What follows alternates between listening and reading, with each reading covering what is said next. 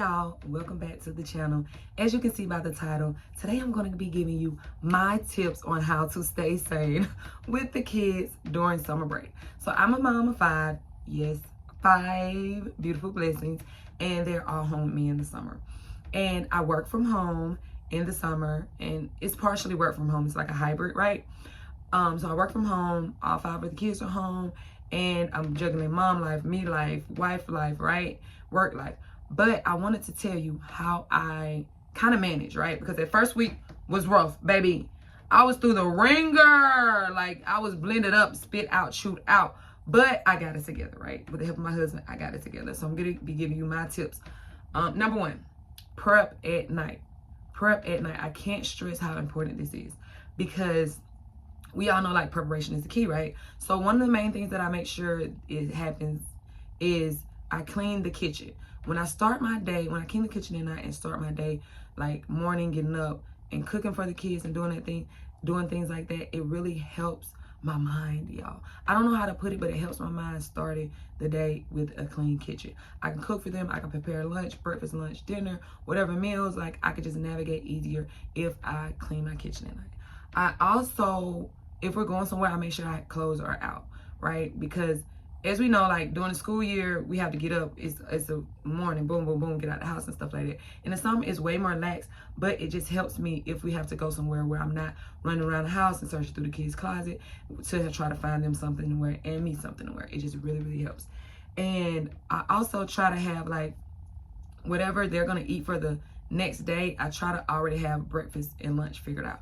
When I have breakfast and lunch figured out the night before, y'all, I can't tell you how seamless my day, like my morning and afternoon goes because it's already prepped, it's already ready, it's already, in my mind. I can just get up, to a clean kitchen, kids' clothes are out, and then I just jump right into, cooking breakfast or cooking lunch or having, their snacks out, their fruit and stuff like that.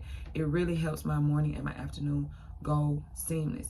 I also did something last week that really was beneficial, and I kind of got this tip from my sister, but I bulk cooked our meals. So like I took one day and I cooked dinners for 3 days. I cooked enough so even though it was dinners for 3 days, I cooked enough for us to have each meal 2 days.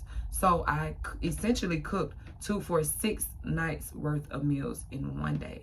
And it wasn't really hard. Like, it wasn't hard. I was in the kitchen and I just was like, okay, let me cook this, let me cook that, let me do this. And it really, really helped because who wants to stand over a hot stove in the summertime? Not me. Every day, not me, not me, not me, not me. So that really helped to be able to like just, okay, nighttime routine, boom, boom, here you go, here's dinner, I'm warming it up, I'm adding the different sides, and it helped me tremendously, guys. So number 1 is prep at night. Whatever you need for the next day or the next few days, prep at night. Number 2, I get up before the kids get up, and I have me some morning time. I call it my morning me time. And what I do, and y'all see me looking over, that's my Mac. But what I do is I get up and I come in my office before the kids get up. And I try to do like me some devotional time, whether I'm like, I've been reading this book. Oh, it's actually right here. This book that I got online from a woman in my doctor's office, and it's about faith. And so I just, want to spend some time with God, right? My higher power, get poured into, exercising my faith. Like, I really take time to, have that moment. And every day I don't get to do this, but the days that I do get to do this, y'all, I can't tell you how poured into and how ready for the day I am. Like, it's just a feeling like no other. Like, sitting and talking with God. I'm sitting by the window in nature. I hear the bird sounds. Like, I'll meditate if I can. I'll go on YouTube and do like a 5-minute meditation. I mean, they have 2-minute meditations, y'all. It is like really imperative to just, for me to have that moment in the morning with God, like with my higher power. I'll also like do something productive for myself. So I'll write down some content ideas, or I'll try to edit a little video, or I just try to center myself or take inventory on myself. Sometimes I journal. Sometimes I'll, just go through my calendar on what I need to do for the next week, for the rest of the week. But I just get like a lot of my thoughts out of my head because like I have anxiety and I try to like, and I have a lot of moving and running thoughts. And so if I don't get this stuff out of my head, y'all, it's just be looped in my mind all throughout the day, right?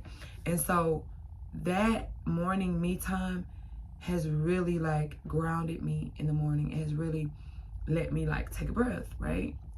Take inventory of myself, how I'm feeling, any discomfort in my body, like if I've, you know, been neglecting myself, like whatever it is, I really take inventory on myself. And it feels so good to pour it back into myself. Like, you know, I get poured into by God by exercising my faith and talking to God. And then I also pour it into myself by taking time to, you know, love on myself and be with myself and sit with myself. Because we need that time as moms, like not even just as moms, but as women, as people, as human, as spirits. We need that time with ourselves to be with ourselves, to pour into ourselves. So if you don't do nothing else on this list, take some time to center yourself, to pour into yourself, to talk to God, to really take inventory on yourself, because that has really helped me, right?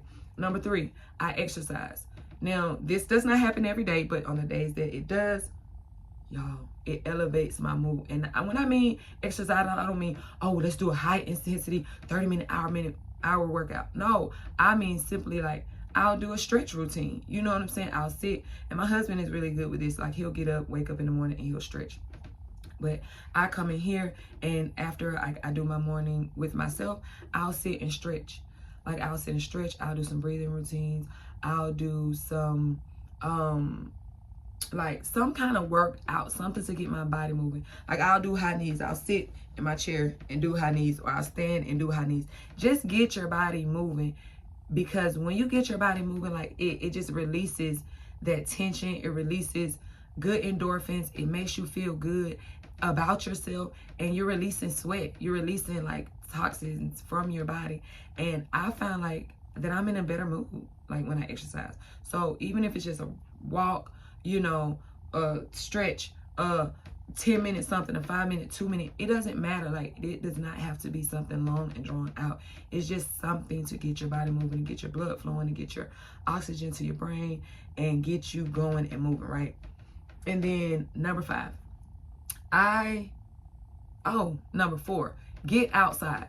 Take the kids outside. I don't care what you do, y'all. This is a secret. Like, it's really, really a secret. Get them outside.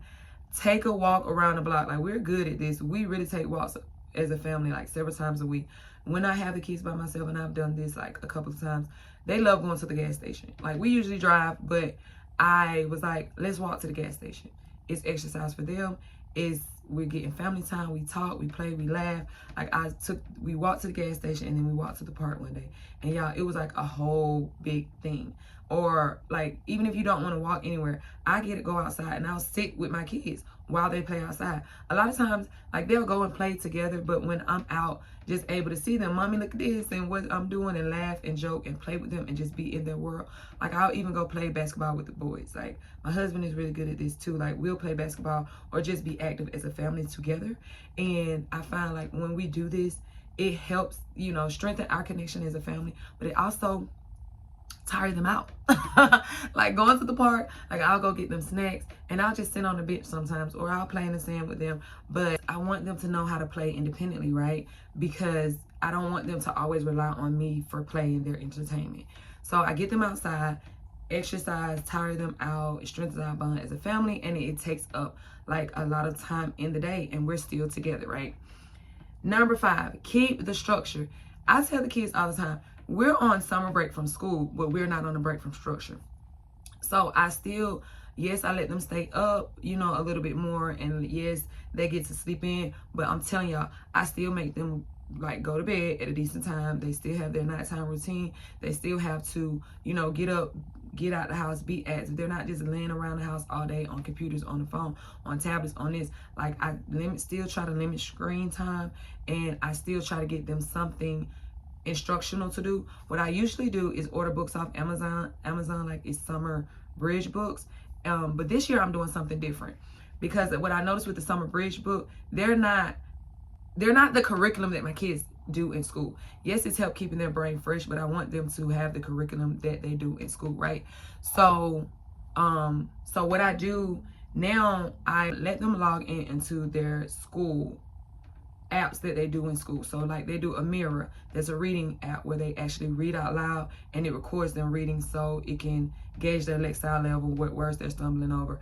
I let them do like I read a reading, I read a math, like at least for 30 minutes to an hour. And this is something that I'm implementing this year because I want them to still stay on the curriculum and do the things that they're going to be doing when they go back to school. So keep the structure, guys. Keep the structure because you still need that wind down time. Waking up with your kids early in the morning and going to sleep with them at night, like 11, 12 at night, getting no breaks in between, that will lead to burnout. Like I was literally burnt out like the first week because everybody was everywhere and we were all just happy to be on summer break. But I was like, let me quickly get this back together. And number 6, give yourself grace. Give yourself grace. We are all a work in progress. We don't have it figured out. We don't all have the answers. So when they stay up super late, give yourself grace. When they are making a mess, give yourself grace. When you are so frustrated and tired and overwhelmed and burnt out, give yourself grace. Because I found like when I give myself grace, I'm like, Angel, it's okay. Like, it's okay. When I take a breath, or take a moment for myself, or walk away, or drive there fussing and fighting in the car and I turn the music up, I'm giving myself grace. Because if you hold yourself to such a high standard and like such a rigid, and then I won't even say high, but rigid standard, it breeds like irritation, resentment, mom rage. It breeds all of these things, and I know because I've done it. So the best thing that I can do for myself and you can do for yourself as a mother is give yourself grace. It's not going to be perfect. We're just going to take it one day at a time, okay? But I guarantee you, if you do like these 5 tips that I've shared with you today, it will help manage your summer break with your kids at home. You guys can be happy, healthy. Your home can be harmonious. And, we can make it through the summer, right? We can make it through the summer all together as a family. So thank y'all so much for watching this. I wanted to keep this video short. I hope it wasn't too long, but I did want to give it to you like raw, uncut, and what I do and what helps me. And I hope it can help you as well as a mom out here in these summer break streets, okay? Because, baby, we are all here together. And if y'all like this video, let me know because I definitely want to do more mom content. Because I'm an expert. and by expert, I don't mean I have all the answers. I just mean I've been a mom for 14 years. I've had babies in nursing and breastfeeding and parenting for 10 years straight. And then I have way more to go. Like, we're all a work in progress. But this is my area of expertise because I love motherhood and I love being a mom and I love all things motherhood. And I want to share with you guys. So thank you so much for your time. Comment, like, subscribe. And if you're going through anything in motherhood, let me know in the comments, y'all. I'm here to help, okay? I am very engaged with my community. So till the next time, peace.